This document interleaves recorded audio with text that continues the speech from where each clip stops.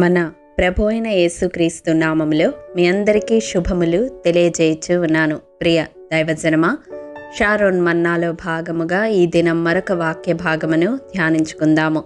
రోమాపత్రిక 2వ అధ్యాయము 8వ వచనము.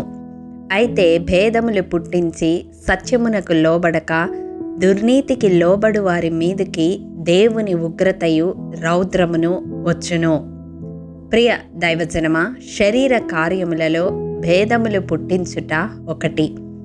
ఈ గుణము గలవారు దేవుని రాజ్యము స్వతంత్రించుకొనరని గలతీ పత్రిక 5వ అధ్యాయము 20-21 వచనాలలో చూస్తాము. భేదములు పుట్టించుట అంటే వివాదాలు రేపడము. సత్యమునకు లోబడక అనగా దేవునికి లోబడక భేదములు పుట్టించు వారి మీదికి దేవుని ఉగ్రత రౌద్రము వస్తాయని మూలవాక్యము సెలవిస్తూ ఉంది. అసలు ఈ భేదములు ఎవరు కల్పిస్తారు? యూదా పత్రిక 19వ వచనములో చూసినట్లయితే, అట్టివారు ప్రకృతి సంబంధులను ఆత్మ లేనివారునై ఉండి భేదములు కలుగజేయుచున్నారు. అట్టివారు అంటే 17వ వచనములో చూస్తే భక్తిహీనమైన దురాశల చొప్పున నడుచు పరిహాసకులు అని వ్రాయబడి ఉంది. ప్రియ దైవజనమా, మన కుటుంబాలలో కావచ్చు, మనము పనిచేయుచున్న స్థలాల్లో కావచ్చు, సంఘాలలో కావచ్చు, ఎవరైతే భేదములు కల్పించేవారుగా ఉన్నారో వారు ఆత్మ లేనివారు, ప్రకృతి సంబంధులు అని గ్రహించాలి. నిజముగా దేవుని యందు భయభక్తులు కలిగిన వారు శాంతి సమాధానములు కోరుకుంటారు, ఐక్యతను ప్రేమను కోరుకుంటారు. ఎవరైతే భక్తిహీనమైన దురాశల చొప్పున నడుచుకుంటారో వారు భేదములు కల్పిస్తారు. అంత్య దినాలలో అనేక రకములైన భేదములు కల్పించువారు ఉంటారని యేసయ్య మరియు అపోస్తలులు చెప్పిన మాటలు జ్ఞాపకము చేసుకొనమని యూదా ప్రకటిస్తూ ఉన్నాడు. పరిశుద్ధ గ్రంథములో రకరకాలుగా భేదములు పుట్టించే వారి గురించి వ్రాయబడి ఉంది. సామెతల గ్రంథము 17వ అధ్యాయము 9వ వచనం ప్రకారం మిత్రభేదము చేసేవారు, తీతుకు రాసిన పత్రిక 3వ అధ్యాయం 10వ వచనం ప్రకారం మతభేదములు కలిగించేవారు, రోమాపత్రిక 16వ అధ్యాయం 17వ వచనం ప్రకారం సత్యబోధకు వ్యతిరేకముగా భేదములు కల్పించేవారు, ఇలా పలు రకాలుగా వివాదాలు రేపేవారు ఉంటారని దేవుడు ఏనాడో సెలవిచ్చి ఉన్నాడు.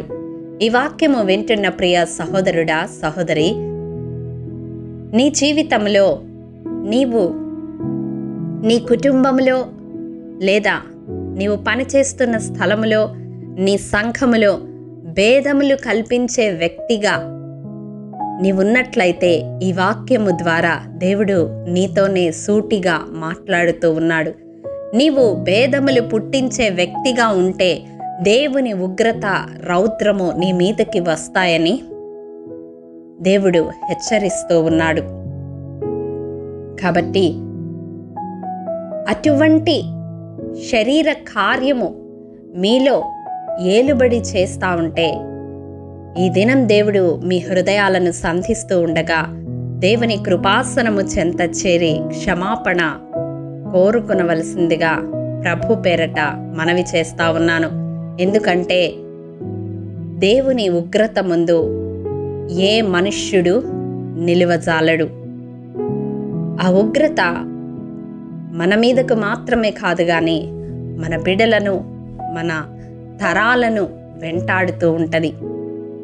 కాబట్టి భేదములు కల్పించే మనస్సును విడిచిపెట్టి, భేదములు పుట్టించే బుద్ధిని విడిచిపెట్టి దేవుని ప్రేమ కలిగి ఐక్యత, శాంతి, సమాధానములు పెంపొందించే వారముగా ఉండడానికి అభ్యాసము చేసుకుందాము. అతి కృప దేవాది దేవుడు మనందరికీ అనుగ్రహించునుగాక. ఆమేన్. ప్రేమ నమ్మకము కలిగిన మా ప్రియ పరలోకపు తండ్రి, నీ పరిశుద్ధ పాదములకు వందనములు. దేవా, విత్తబడిన వాక్యమును ప్రతి హృదయములో నూరంతలుగా ఫలింపచేయండి.